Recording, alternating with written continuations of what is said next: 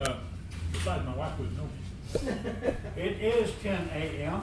We call this meeting to order. Roll call, please, Linda. Commissioner Gallagher, Here. Commissioner Mullins, Here. Commissioner Wilkes. Present. Okay. All, Just look at the screen, please. Thank you down. Okay, we'll stand as you wish for the pledge of invocation. I pledge allegiance to the flag of the United States of America and to the republic for which it stands, one nation, under God, indivisible, with liberty and justice for all. Heavenly Father, we seek your presence and your direction as we do the business of the county. We're so sorry for the loss of our friend, and we don't always understand that, but we know it's in your care. Be with us, guide us. In Jesus' name we ask. Amen. Consent agenda is approval of the last two meetings that we had, 26th and 30th. Appointment order from the Sheriff's Department of Thomas Donaldson, and monthly reports from the county clerk and treasurer. Motion, please. I second the motion. All in favor, aye? Aye. Thank you. No table agenda items. We have, Dano started this, we have an emergency purchase of supplies for the first responders. And Nick, would you please speak this? And Nick is our acting emergency management director, and he's involved in this. Come on up to the microphone. Identify yourself if you would for recording. Nick Jones. Okay, go ahead and tell us what you got. We're just looking for approval to be able to buy PPE as needed for the first responders in the county. I think right now is a good time to protect everybody, and it's Yeah. getting harder to find, so I just think we're going to be able to go ahead and. Do you have a source? Dano actually ordered some already. Should be here sometime this week. I don't know exactly what's all in it. But once it gets here and I found an invoice on it, I'm gonna see what else we need and hopefully get it done. Well, and there's no budgetary problem or anything here. Will that be covered probably under special? It was my understanding that FEMA's gonna reimburse us for a lot of this stuff. Right, so I mean, it won't impact our finances really. We should receive some, but we had suggested that he get approval because he was gonna be spending over that $6,000 threshold with vendors. And since it was on an emergency basis, we just needed. So he had already, Dano had already, Order something. ordered Yeah, some. a couple of weeks ago, he told me. Yeah, he's got masks on the way, I know for sure it's in order. It's in the amount of more than $17,000. Well, on the recommendation of the emergency management director, I move that we permit this purchase. And I will second that. Any questions or comments? Yeah, in the unlikely event that we do have the election on June 2nd, is there a possibility that we may be, if the state does not supply, they're trying to get some, but if they don't supply them, I'd like to have about 100 or so available to our poll workers for that day, Okay. if possible, because they're gonna be facing people. I don't know if we'll have it, but if that's possible, it comes in, and we haven't used We've it. got to get them in, we've got to see how many are Right. retaining, We still we've got gotta to see use about it. the election, so there's a lot of ifs in there, but we'll certainly look at that. Any other comments, questions? All in favor, aye? Aye. Thank you so much, Nick, I Thank you. appreciate how you do it. And also, I want to take this opportunity to introduce our acting IT director, and that'd be Wayne Lenny. Thank you, sir. Thank you. They have stood in well at this time, and I appreciate it. Okay. Award annual bid, that'd be for the auditor, the county clerk, sheriff's office, treasurer, circuit marshal, circuit judges, and circuit court reporters. Any motion or questions? Do we need to review these or just move to award? We've got the paperwork on Okay, it. I move that we award the annual bids as printed. And I will second that. Any questions, comments? Okay, and all in favor of awarding these annual bids, please say aye. Aye. Thank you so much. And open seal bids, I think we have three. This is collectors, that is a rebid of their annual bid. They'll be displayed on the front table. I don't think there's any bidders here, but. And of course, these copies will go to the clerk's office, the county clerk's office, and the auditor's office for review to make sure that they are appropriately done, and then review for who gets bid. Morning, Sheriff.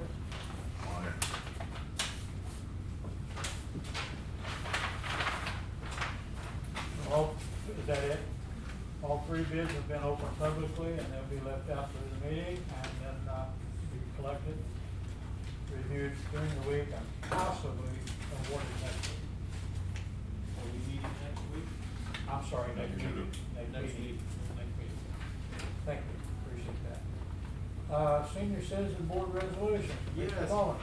Commissioners, we had a senior citizen board meeting. It was held on Monday, March 16th, 2020. It was posted like it was supposed to. Meeting called to order at 4:11 by Chairman Joe Snyder. Roll call by Chairman Joe Snyder. Minutes were read from the Monday, June 3rd, 2019 meeting. Motion made by Robert Eaton, seconded by Stan Murphy to approve as read. All voted in favor. Applications were received by the Bismarck Senior Center, Bonterra Nutrition Center, Farmington Senior Center, Park Hill Senior Center, Elvin's Food Pantry, Meals on Wheels for Special Diets, and SMTS. Motion made by Ray Poley that all four of the senior centers, Meals on Wheels and Elvin's Food Pantry, be awarded what they requested. Seconded by Stan Murphy, all voted in favor. Motion made by Ray Poley that SMTS be awarded zero funds. It was again stressed that the purpose and goal was to use the funds to be used for food only. Second, voted by Stan Murphy, all voted in favor. Ray Polite also discussed that he would like to receive the senior citizen packet at least 2 weeks before the meeting. This would allow the board members to review the information. Commissioner Mullins told them it would not be a problem at all. There was no correspondence, no delegations, no further business period. The motion was made by Robert Eaton to adjourn. Stan Murphy voted second, all voted in favor. On August 3rd, 2004, the voters passed a measure that read, shall St. Francis County levy a tax of 5 cents per each $100 assessed valuation for the purpose of providing services to persons 60 years of age or older. Farmington Meals on Wheels, the director and secretary Pat Busenik and Donna Conklin, they received $6,000. Elvin's Food Pantry, the director is Randy King, received $21,600. Bismarck Senior Center, the director is Betty Jelnick, they received $65,000. Park Hill Senior Center, a lady by the name of Holly Buxton is the director, they received $100,000. $90,000 for food and $10,000 for trays. And what these trays are, they're just a plastic tray, and what they do, they'll cook, and if they have any left over, they'll take it and put it in the tray, and then they seal it, and they'll put it in the freezer. That way there is zero waste, and that's what they use to deliver the meals, and they'll build up a stockpile. Bonterra Senior Center, $95,000. The director is Cher Robinson, and Farmington Senior Center, $95,000, and the director is Mona Yates. Special thanks to Ray Poley, Joe Snyder, Robert Eaton, Mike Glore, Beverly Burgess, retired Judge Stan Murphy, Mike Ramsey, and Betty Medley for helping me with the paperwork. And myself, I act as the ex officio, make sure the minutes are correct, and just go over the proper procedures. So the board already made the decision, but what we normally do, commissioners, we go over this, and I would move that we accept the minutes and accept the recommendations of the Senior Center Volunteer Board. And I'd second that motion. Okay, any questions? My question is that money distributed pretty much on a per capita basis? And the needs, yes. Okay. Yeah, and the needs, when I first was elected and put on this board, it was just basically a set amount to each center, and that was it. But now they're looking more into the needs. 1 year, a food pantry or senior center might receive more than the previous because it's just their needs, how they flow. So, and the food pantry and the Meals on Wheels for Special Diets, they kind of helped, got on board and they receive a lot of their, they receive funds from the BJC hospital. And I believe that amount has not changed for, the meals, and I think I believe it's still $2.20. I mean, it's something, you know, it doesn't even, it helps a little bit, but BJC has really gone out of their way to do a, outreach to the community. So special thanks to, BJC. Okay. Any other comments, questions? Okay, we have I got a motion and a second. All in favor, aye? Aye. Thank so you. much. Payout of employee benefits, is Cory in here, or is she gonna come in, She's or do you have the information, or what? Okay. And this is for Dan Duncan. There's a request to pay out to a spouse and beneficiary, Sherry, vacation time of 138.42 hours, and that totals $3,647.37. Motion, I will move that we award payout to Dan Duncan. second? And I'll second the motion. Any questions? Yes, all right, you have a hand up, or? Doesn't our policy say that the sick time is also paid out? No, that, In the event of a apparently, as I death? understood it, that didn't fit policy, you had to be here longer time to get this sick time payout, as I remember. Even upon death? That's correct. Yeah, and we can Okay, research that. I was just curious. I'd love to say more, but we went Okay. strictly with policy on it. Would, please double check it, just to make sure. No. Okay. Okay, motion, any other questions? Motion second to, start to say award, I don't mean that, but pay Sheree, this $3,600 plus dollars. All in favor, say aye. Aye. Aye, thank you so much.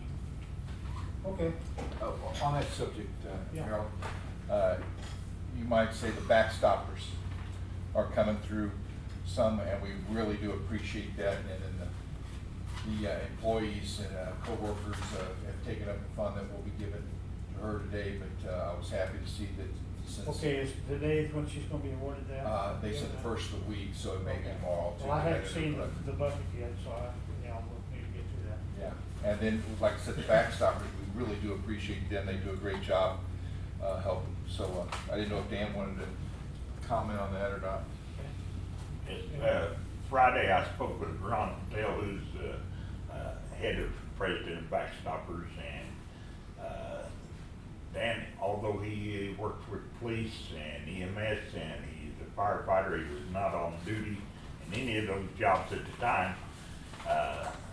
He doesn't fit the criteria, so they stepped forward and wrote a check, initial check for $5,000, which I delivered to Cherie Friday evening to spend on whatever she needs or whatever she wants. And then they're gonna take under consideration the fact that he was a firefighter and was doing his duty as emergency management. They may step forward and do some more yet. Well, we appreciate everything. I want, And I stressed in my letter that he was salaried full-time, Yes. and so that should, hopefully that'll help. Sad loss. Now, he did have life insurance coverage through the county, I think that totaled, 50 maybe. yeah, it's, 40 and then it 10 helps, also. it not, doesn't solve the answer the problem, but it helps. Okay, and did I get a vote on this? All in favor? Aye. Aye, thank you. Road signage, I don't see Nancy Cozy in here, but she asked to be on the agenda today. I found that sign in Iron County, it may have been what she was talking about, so we can table this item some other time. Next meeting, 2 weeks from tomorrow, and ask that all persons catch it on the website if you can. Okay. Other business, correspondence, anyone? Public comments? Departmental reports? We've been contacted by the state. Yes. You have a departmental report? Yeah, Sure. Dan? I just had one thing to let y'all know, Rod Harris, longtime county employee, pushed Southwest Cop for many years through our department. He's got stage 4 pancreatic cancer, probably won't live through the day, so keep him in your thoughts and prayers. Didn't he just retire? Yes, Rodney Harris? yes. Really? He's home now with hospice I just talked to his son, before I come in here, and said probably won't make it today. That's good, my boy, yeah. Yes. Harold, on our department, I'm gonna say this every week, we encourage, especially seniors, to go ahead and file for the applications for the absentee ballots. It's easy to do, go to our website, it's a 3-click process, and they can request absentee ballots, or come by our office, we sanitize before and after. I'd much rather do that and have a smaller turnout at the election and have to deal with that as we have still 8 weeks or so to go. So they have plenty of time to get the requests in, and if they, I'm just gonna keep emphasizing that it would help us so much if more people would use that option. Okay. Back to Rodney, wasn't he instrumental in Shop with a Cop?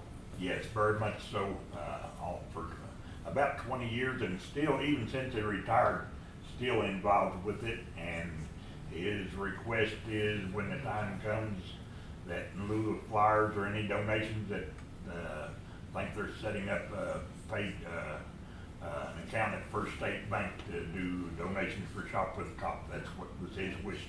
Yeah. It's gonna be a slow year for Shop with a Cop this year. We don't feel comfortable with going out and begging for money in these times, and of course we can't gather up in country days and things like that are gonna be real slim pickings this year, so we may have to do an abbreviated version this year. Okay. Yeah, he's a good man.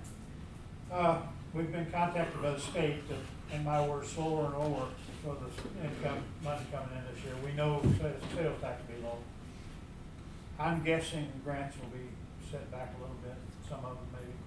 So we need to really think about that and restricting non-essential spending. We're looking again at the jail road. That's over $500,000. Hate to see the building deteriorate, but you know, it's money that may not be available. We were looking at 100,000 plus on air conditioning update for this building. I think that's back, that's set back.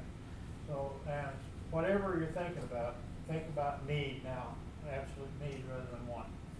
So think about that in your, and it may be budgeted, but is it essential? So think about that. We've been here before. There's a couple of them, and thank you, Mark and Bob Schmidt, for submitting this. But we've had these things before, and we got through them then. So the American spirit will survive. But we're continuing the half-staff protocol for the county. And here's an issue we need to think about. We've got some people that are running out of sick time. I really hate to see people lose a paycheck for something that I've enforced. So we need to think about that.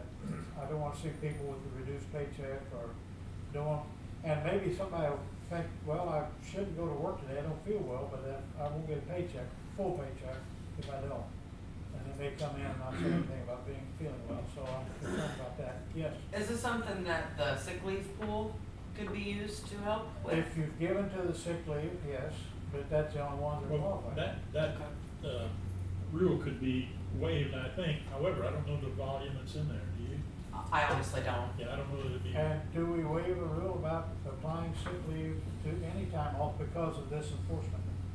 Do we just say, okay? It's possible, but I don't know if it'd be wise to do. That's why I was asking. That's why I'm Yeah. asking for judgment here on these things. Yeah. And it's possible we lose some employees because they're not getting a full paycheck and they go do something else. So there are other ramifications on this we really need to be thinking about. So, okay. All right. Move to adjourn. Second. All in favor? Aye. All right, thank you. Thank you all for coming.